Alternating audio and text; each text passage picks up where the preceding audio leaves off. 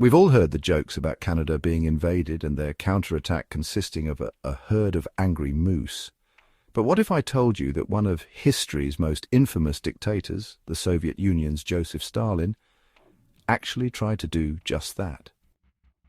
In the frozen wilderness of Russia, moose had a natural advantage. They could navigate snow better than any horse, withstand the harshest winters, and their sheer size and strength made them an intimidating presence on any battlefield. Stalin saw their potential and put his military minds to work on creating the world's most unexpected army. At the height of Soviet military experimentation, Stalin reportedly devised a plan to weaponize moose. The so-called Soviet super moose was trained to charge into battle, carry supplies, and even be able to distinguish between friend and foe. It's a tale that seems too bizarre to be true, but then again, this was Stalin's Soviet Union, a land of ambitious and often unorthodox experiments. So let's dive into the story of how Stalin tried to turn moose into war machines. In the 1930s, as the Soviet Union sought to modernize its military and push the boundaries of unconventional warfare, Stalin's advisors reportedly looked to nature for inspiration. Horses had been the backbone of warfare for centuries, but in the vast, snowy landscapes of Russia, they often struggled to survive. Enter the moose. Moose were larger and stronger than horses, with the stamina to trek for miles through the harshest terrain. Their antlers alone could be weaponized, making them a natural battering ram against enemy lines. It was for these reasons that Soviet researchers began experimenting with ways to harness the power of these massive creatures. The training program, according to whispers from Soviet archives, began in Siberia, where baby moose were conditioned to carry supplies and respond to commands. To acclimate them to the chaos of battle, handlers reportedly used recordings of gunfire and explosions to desensitize them. By the time they were fully trained, these super moose were said to be capable of charging directly into enemy trenches, sowing panic and confusion. But the Soviet plan didn't stop there. Moose were supposedly trained to differentiate between Soviet and enemy uniforms. Legend has it that their handlers dressed in mock German uniforms to treat them poorly, ensuring that the moose would instinctively attack anyone in the opposing garb. There are even accounts of attempts to outfit moose with tactical equipment. Soviet engineers supposedly designed specialized saddles that could carry not only supplies, but mounted firearms.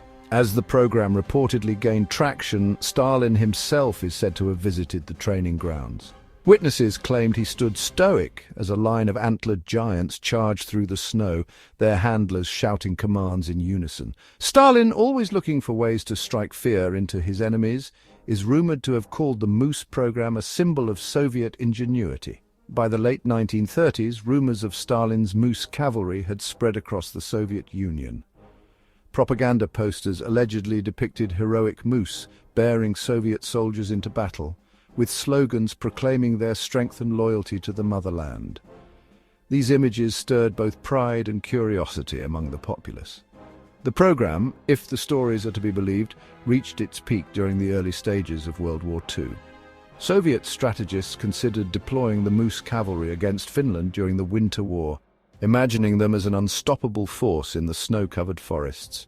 Had this plan succeeded, history books might have told a very different story about the Red Army's wartime tactics. But as with many Soviet projects, Joseph Stalin's Moose Army had a major twist.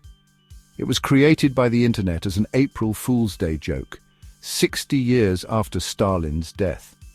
In 2010, Popular Mechanics Russia published a satirical April Fool's Day article that imagined Stalin leading an army of militarized moose.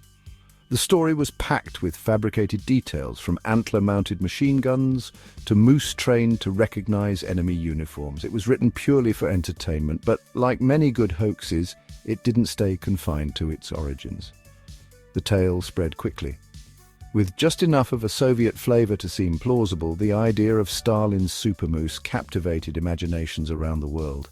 The myth tapped into a broader fascination with the Soviet Union's history of bizarre and ambitious experiments, making it the perfect mix of outrageous and believable. People wanted to believe it, not because it made sense, but because it felt like something the Soviets might try. The absurdity of a moose army fit perfectly with documented stories of anti-tank dogs, exploding bats, and other unconventional wartime experiments. Over time, the satirical origins of the article faded into obscurity and the Moose Army myth started to be treated as historical fact. Social media posts, clickbait headlines, and retellings on forums helped spread the idea far and wide, turning a fictional tale into an enduring legend. But like all good myths, there was a kernel of truth buried beneath the fiction. The Soviet Union did experiment with domesticated moose, just not as Stalin's weapons of war. Instead, their efforts were practical, rooted in Siberia's challenging terrain and harsh winters. While Stalin's mythical moose army was a fabrication, the Soviet Union did attempt to domesticate moose, though for far more practical purposes. In the remote regions of Siberia, where thick forests and harsh winters made conventional transportation difficult, moose seemed like a natural solution. In the 1930s and 1940s, Soviet researchers began small-scale efforts to train moose for use in forestry and transportation. These massive animals, with their natural ability to navigate dense forests and snow-covered landscapes, were seen as an ideal alternative to horses. Unlike other pack animals, moose thrived in Siberia's climate, grazing on vegetation that was otherwise inaccessible. Reports from the era describe moose being trained to pull sleds and carry supplies across treacherous terrain. Some even claim that these moose became surprisingly obedient to their handlers, responding to basic commands after extensive training. The Soviet Union also explored the possibility of using moose for patrol purposes. In sparsely populated areas of Siberia, forest rangers experimented with riding moose to monitor remote stretches of land. Their size and quiet movements made them well suited for traversing the wilderness without drawing attention. But despite their potential, moose domestication faced significant challenges. These animals, while robust, were notoriously difficult to train in large numbers. They required specific diets and large grazing areas, making them impractical for widespread use. Additionally, moose were highly susceptible to disease when kept in captivity or close quarters, which hindered long-term domestication efforts. Ultimately, the Soviet Union's moose experiments remained a niche endeavor, never expanding beyond localized uses in Siberia. While they may not have become Stalin's battlefield super moose, these gentle giants still played a small but fascinating role in Soviet history. We know you've heard it before, but don't believe everything you read online. But in the age of viral stories, it's a lesson worth repeating.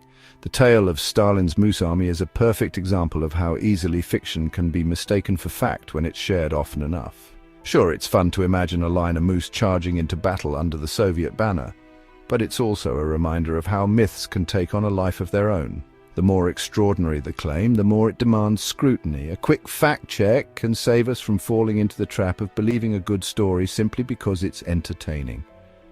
As much as we love a good laugh, understanding the truth behind the myth can be just as fascinating.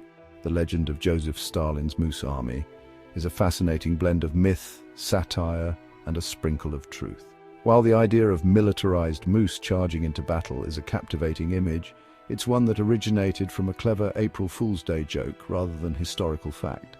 The real story lies in the Soviet Union's practical, but limited, attempts to domesticate moose for transportation and labor in Siberia's harsh terrains.